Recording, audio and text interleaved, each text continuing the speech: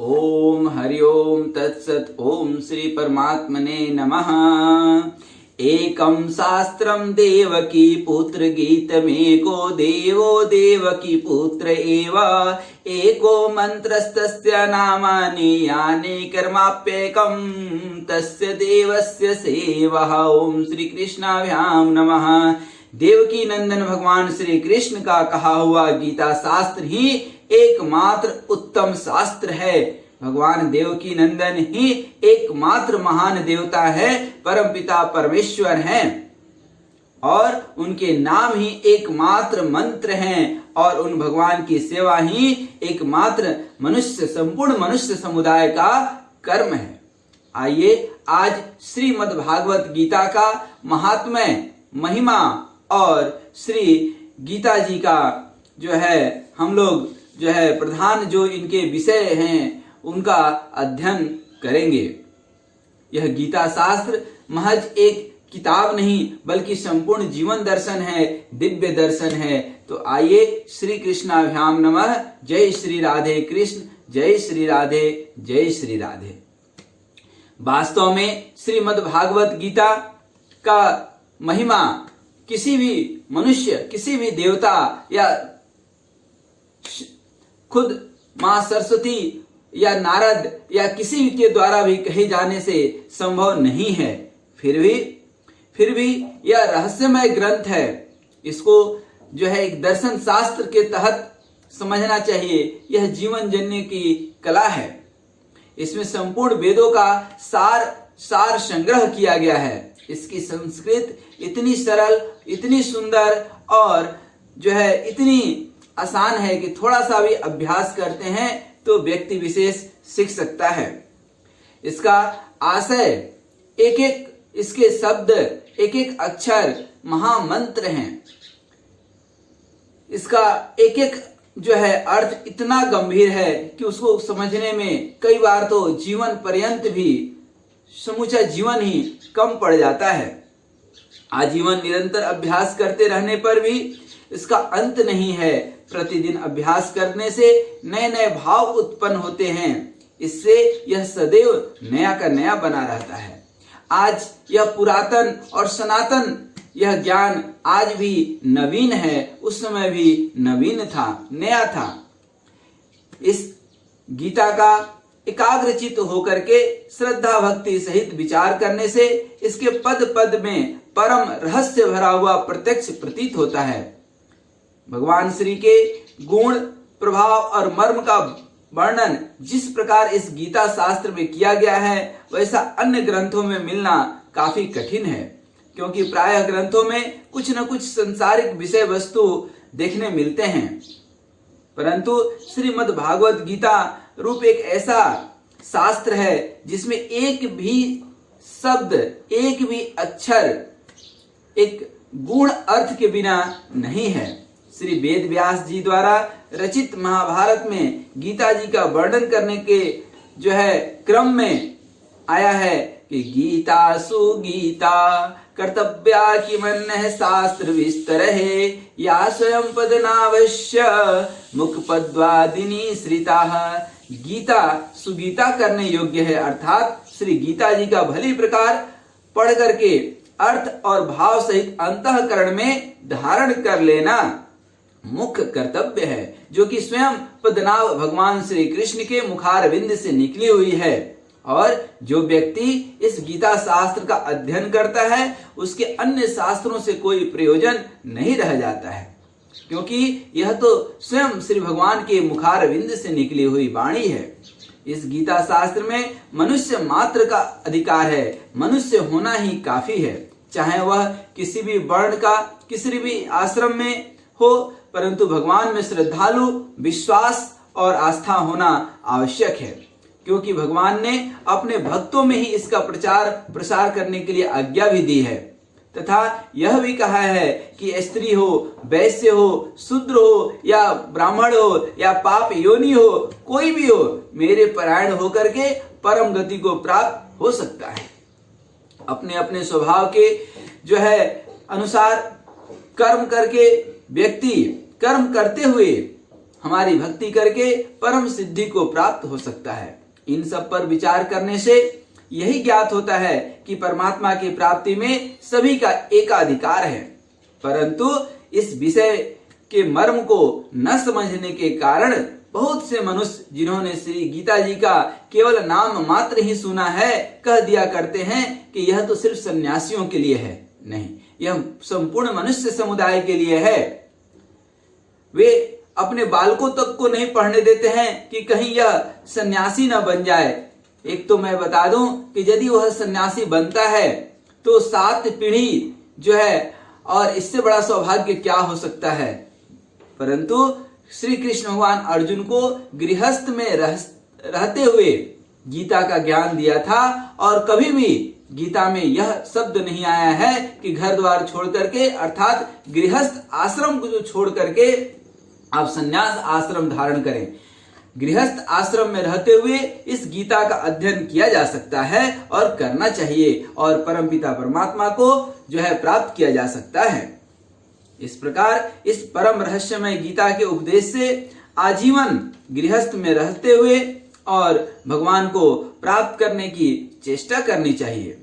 कल्याण की इच्छा वाले मनुष्य को यह उचित है कि मोह का त्याग करके अतिशय श्रद्धा भक्ति पूर्वक अपने और अपने परिवारजनों को भाव के सहित इस गीता जी का अध्ययन करने के लिए प्रेरित करें, जिसमें कि भगवान के आज्ञानुसार जो है प्रेम और जो है भक्ति और साधन में रहते हुए तत्पर इसका जो है अपने जीवन में उतारें। यह समझें कि यह जीवन क्षण भंगुर है, यह संसार, यह ब्रह्मांड बहुत बड़ा है।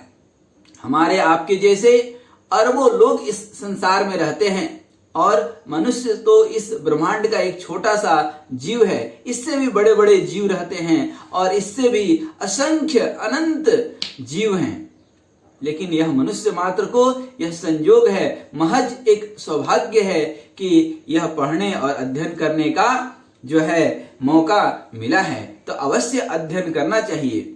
श्री गीता जी के प्रधान विषय का हम लोग थोड़ा सा अध्ययन करते हैं। श्री गीता जी में भगवान ने अपने प्राप्ति के लिए 2 मार्ग बताए हैं, 2 रास्ते बताए हैं। एक सांख्य योग और दूसरा कर्म योग। संपूर्ण पदार्थ मृग तृष्णा के जल की भांति अथवा स्वप्न की सृष्टि के सदृश मायामय होने से माया के कार्य रूप संपूर्ण गुण ही गुणों में बरतते हैं, ऐसा समझ करके, अर्थात व्यक्ति न अभाव में न प्रभाव में अपने स्वभाव से प्रवृत्त होकर के जीवन जीता है, ऐसा समझकर मन, इंद्रियों और शरीर द्वारा होने वाले संपूर्ण कर्मों में कर्तापन के अभिमान से रहित होना। ध्यान दीजिएगा, कर्तापन कि मैं कर रहा हूं, मैं ना होता तो कौन करता, मैं ना रहूंगा तो कौन करेगा। ये मैं बकरी वाला मैं ये अभिमान है। मैं अच्छा हूं, बहुत अच्छी बात है, लेकिन मैं ही अच्छा हूं, यहां गड़बड़ हो जाती है।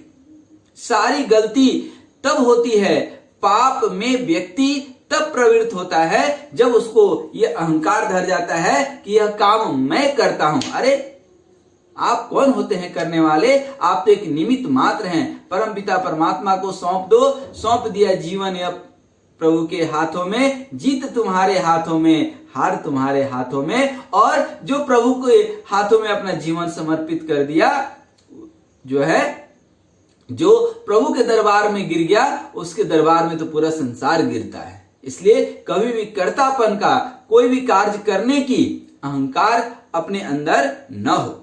इस तरह से जो है सर्वव्यापी सच्चिदानंद घन परमपिता परमात्मा के स्वरूप में एक ही भाव से नित्य स्थित रहते हुए एक सच्चिदानंद घन ब्रह्म वासुदेव के सिवाय अन्य किसी के भी होने का भाव न रहना, अर्थात हमारे जीवन में वही सच्चिदानंद परमपिता परमात्मा है। यही सांख्य योग का साधन है।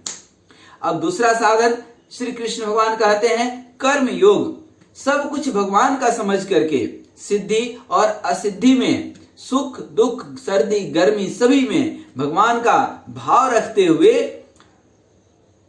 आसक्ति और फल की इच्छा का त्याग करके भगवत आज्ञा अनुसार केवल भगवान के लिए ही हर एक कार्य करना, तथा श्रद्धा भक्ति पूर्वक मन, वाणी और शरीर से सब प्रकार भगवान के शरण होकर के नाम, गुण और प्रभाव सहित उनके स्वरूप का निरंतर चिंतन करना ही कर्म योग का साधन है। इस तरह से सांख्य योग और कर्म योग, और यह दोनों साधन परिणाम में एक होने के कारण वे वास्तव में अभिन्न माने जाते हैं। इसको जरा सा ऐसा समझ लीजिए कि आपको कहीं उक्त स्थान पर जाना है तो दो रास्ते होते हैं, एक शहर होकर के जाना होता है और एक बाईपास होकर के जाते हैं।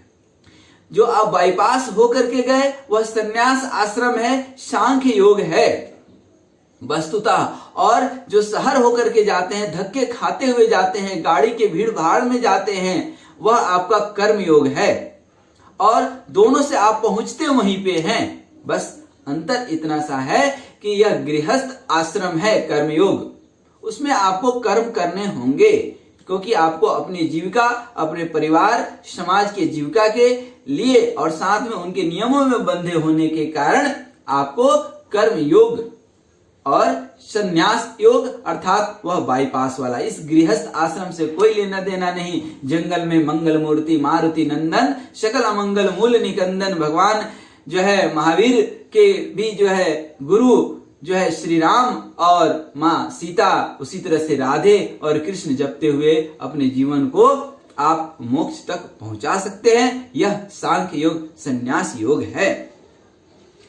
कुछ लोग साधन काल में भेदभाव से दोनों को अलग अलग मानते हैं, लेकिन वस्तुतः यह अलग है नहीं। एक पुरुष दोनों मार्गों द्वारा एक काल में नहीं चल सकता है। एक व्यक्ति कैसे हो सकता है कि शहर के अंदर से भी जाए और बाईपास से भी जाए? कोई एक आपको जो है चुनना पड़ेगा।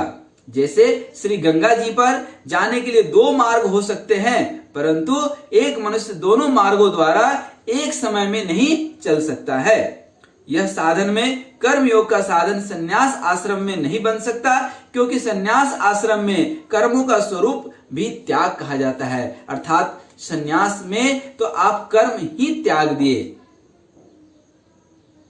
कर्म का भाव, कर्तापन का भाव आपने त्याग दिया। संपूर्ण कर्मों का त्याग ही तो संन्यास है। अब जो है सांख्य योग जो है साधन सभी आश्रम में बन सकता है। संन्यास के लिए आपको जंगल जाने की आवश्यकता नहीं है। गृहस्थ में रहते हुए भी यदि आप कर्तापन के भाव को जो है दरकिनार कर देते हैं तो वही संन्यास आश्रम है। और गृहस्थ आश्रम तो बहुत बड़ा आश्रम है, सारे आश्रमों में ऊपर गृहस्थ आश्रम ही है। यदि कहा जाए कि सांख्य योग को भगवान ने संन्यास नाम से कहा है, इसलिए उसका संन्यास आश्रम में ही अधिकार है, गृहस्थ में नहीं, तो यह कहना ठीक नहीं होगा। क्योंकि भगवान ने खुद जो है दूसरे अध्याय में जो हम लोग पढ़ेंगे उसमें सांख्य निष्ठा का उपदेश दिया है। उनके अनुसार भगवान ने जगह जगह अर्जुन को युद्ध करने के लिए योग्यता दिखाई है। यदि गृहस्थ में सांख्य योग का अधिकार ही नहीं होता, अर्थात संन्यास का अधिकार नहीं होता, तो भगवान का इस प्रकार कहना कैसे बनता कि अर्जुन तुम निमित्त मात्र बन जाओ, तुम अपने कर्म करो और तुम्हारी मुक्ति मेरे हाथों में है। हाँ, इतनी विशेषता अवश्य है कि सांख्य मार्ग का अधिकारी देह अभिमान से रहित होनी चाहिए। शरीर का कोई अभिमान, कर्तापन का अभिमान बिल्कुल नहीं होता है, क्योंकि जब तक शरीर में अहम भाव रहता है तब तक सांख्य योग का साधन भली प्रकार समझ में नहीं आता। इसी से भगवान ने सांख्य योग को थोड़ा कठिन बताया है और कर्म योग अर्थात गृहस्थ आश्रम में जो है रहने और इसको सुगम होने के कारण अर्जुन के प्रति जगह जगह श्री कृष्ण कहते हैं कि तू निरंतर मेरा चिंतन करता हुआ कर्म योग का आचरण कर। अर्थात श्री कृष्ण भगवान श्री मद भागवत गीता में 18 अध्याय में यह संपूर्ण एक 18 योग है। योग अर्थात युज धातु से योग बना है और योग मतलब अपने को जोड़ना, परम पिता परमात्मा से जोड़ लेने का नाम ही योग है। योग आपको जीवन के हर जगह पर योग्य बनाता है। योग से व्यक्ति योग्य बनता है। चाहे आप कोई भी कार्य करें, योग्यता जरूरी है। इसलिए श्री कृष्ण भगवान के 18 अध्याय हम लोग अध्ययन करेंगे और यह संपूर्ण 18 अध्याय हम लोग देखें तो मैं 2 मिनट बता दूं कि पहला अध्याय आपका अर्जुन विषाद योग है, दूसरा अध्याय सांख्य योग है, तीसरा अध्याय कर्म योग है, चौथा अध्याय ज्ञान कर्म संन्यास योग है, पांचवा अध्याय कर्म संन्यास योग है, छठा अध्याय आत्म संयोग नाम का अध्याय है, सातवां अध्याय ज्ञान विज्ञान योग है, आठवां अध्याय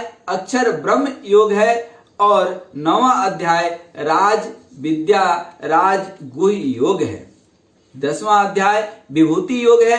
11वां अध्याय विश्व रूप दर्शन योग, जहां पे भगवान श्री कृष्ण अपने विश्व रूप दर्शन का लाभ अर्जुन को देते हैं। 12वां अध्याय भक्ति योग का है। 13वां अध्याय क्षेत्र विभाग योग का है। 14वां अध्याय गुण त्रय विभाग योग का है और 15वां अध्याय पुरुषोत्तम योग का है। 16वां अध्याय देवासुर संपत्ति विभाग योग है, तो वहीं पे 17वां अध्याय श्रद्धा त्रय विभाग योग है। 18वां अध्याय मोक्ष संन्यास योग। यह संपूर्ण 18 अध्याय 18 योग के ऊपर आधारित है और श्री कृष्ण भगवान अर्जुन को गृहस्थ आश्रम में रहते हुए ही इन सब का अध्ययन और अभ्यास के लिए प्रेरित करते हैं। कहीं भी ऐसा नहीं है कि गीता पढ़ने का अर्थ है कि संन्यास आश्रम में हम चले गए। नहीं, हम कर्म योग अर्थात अपने गृहस्थ आश्रम में रहते हुए ही हर एक कर्म को भगवान श्री कृष्ण के चरणों में समर्पित करके और कर्तापन के अहंकार के भाव को न छूते हुए, अहंकार के भाव में न लिप्त होते हुए हर एक निमित्त काम करने योग्य कर्तव्य कर्म हम करते रहें। यही भगवान की सबसे बड़ी पूजा है और गृहस्थ आश्रम में रहते हुए ही अच्छे कर्म करते हुए ही भगवान की पूजा अध्ययन और ध्यान करते हुए ही अपने जीवन को उन्नत और समुन्नत करते हुए आगे बढ़ते जाएं। अंत में आपको बताना चाहता हूं कि इस YouTube के चैनल जीवन दर्शन में ही भक्ति दर्शन के अंदर मैं संपूर्ण श्रीमद् भागवत गीता के 18 अध्याय का अध्ययन करके आपको सुनाऊंगा और यथार्थ गीता अपने मन से उसमें कहीं भी कुछ लिप्त करने वाला नहीं हूं। जैसा कि श्रीमद् भागवत गीता में श्री कृष्ण भगवान के मुखारविंद से प्रकट हुई वाणी जो जैसा है वैसा का वैसा मैं आपको सुनाऊंगा। और इसका औचित्य सिर्फ इतना सा है कि आज व्यक्ति संसारिक कार्यों में इतना व्यस्त हो गया है कि कई बार अध्ययन करने के लिए उसको समय नहीं मिलता है। तो यह मेरा निवेदन है कि यदि आपको इस डिजिटल युग में जब कभी समय नहीं मिलता है पढ़ने अध्ययन करने का, तो जहां भी आप रहते हैं आपके एक हाथ में अवेलेबल है, जब चाहें तो आप इसको पढ़िए, अध्ययन कीजिए और दूसरे को भी आप अध्ययन करने के लिए प्रेरित कीजिए। यह श्रीमद् भागवत गीता संपूर्ण जीवन दर्शन है, जीवन जीने की कला है। इन्हीं शुभकामनाओं के साथ आप स्वस्थ रहें, मस्त रहें, मुस्कुराते रहें और भगवान की कृपा हम सब पर बनी रहे। ओम श्री कृष्णाभ्याम नमः।